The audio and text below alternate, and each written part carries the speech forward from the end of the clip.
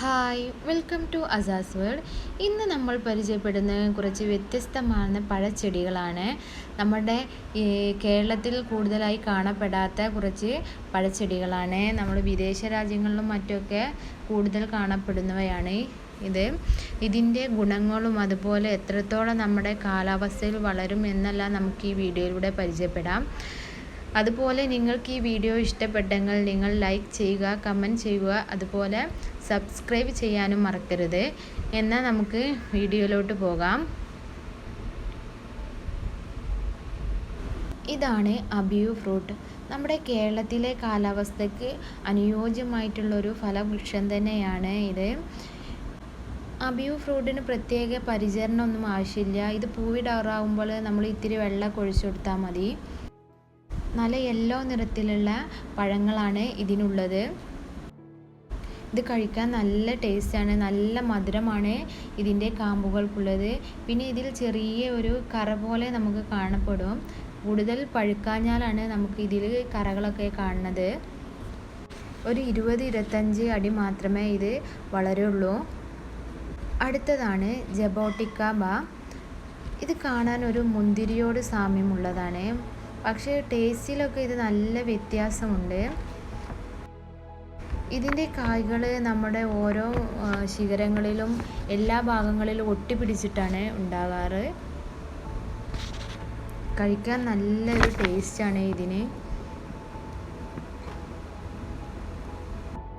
നമ്മുടെ കേരളത്തിലെ കാലാവസ്ഥയ്ക്ക് അനുയോജ്യമായിട്ടുള്ള ഒരു ഫലവൃക്ഷം തന്നെയാണിത്.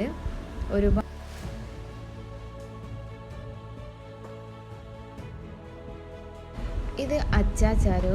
നമ്മുടെ കേരളത്തിലെ കാലാവസ്ഥയിൽ നല്ല അനുയോജ്യമായിട്ടുള്ളൊരു ഫ്രൂട്ട് തന്നെയാണ് അച്ചാച്ചാറ്. ഇതിൽ കൂടുതലായിട്ട് പൊട്ടാസ്യം അതുപോലെ വൈറ്റമിൻ സി ഒക്കെ ഒരുപാട് അടങ്ങിയിട്ടുള്ളൊരു ഫ്രൂട്ടാണ്. പഴുത്താൽ നല്ല ഓറഞ്ച് നിറത്തിലാണ് ഇതിൻ്റെ ഫലങ്ങൾ കാണപ്പെടുന്നത്. അടുത്തതാണ് ബറാബ. ഇത് നമ്മുടെ കേരളത്തിന് അനുയോജ്യമായിട്ടുള്ളൊരു ഫലവൃക്ഷം തന്നെയാണ്. വർഷത്തിൽ 2-3 തവണ ഇത് കായ്ക്കും. പഴുത്താൽ നല്ല യെല്ലോ കളറിലുള്ള കായ്കളാണ് ഇതിനുണ്ടാവുക.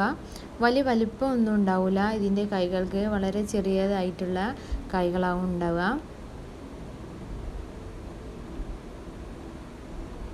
അതുപോലെ കൂടുതൽ പരിചരണമൊന്നും ഈ വൃക്ഷങ്ങൾക്ക് ആവശ്യമില്ല. അടുത്തതാണ് ബാർബഡോസ് ചെറി. ഇതിൻ്റെ മരങ്ങൾ എന്ന് പറഞ്ഞിട്ടുണ്ടെങ്കിൽ ബുഷ് രൂപത്തിലാണ് കാണപ്പെടുക. കൂടുതൽ വലിപ്പമൊന്നും വെക്കൂല. അതുപോലെ ഇതിൽ പഴങ്ങൾ നല്ല റെഡ് കളറിലാണ് കാണപ്പെടുന്നത്. ഇതൊരു വൈറ്റമിൻ സിയുടെ കലവറ എന്ന് തന്നെ പറയാം. അതുപോലെ ഇതിൻ്റെ ടേസ്റ്റ് എന്ന് പറഞ്ഞിട്ടുണ്ടെങ്കിൽ ഒരു പുളി രസമാണ്.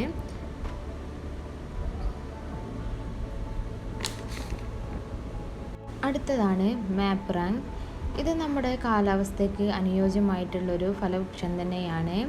ഇതിൻ്റെ ഫലങ്ങൾക്കൊരു മുട്ടയുടെ ആകൃതിയാണ്, അതുപോലെ അതിൻ്റെ ഒരു വലുപ്പം തന്നെയാണ് ഇതിനുള്ളത്.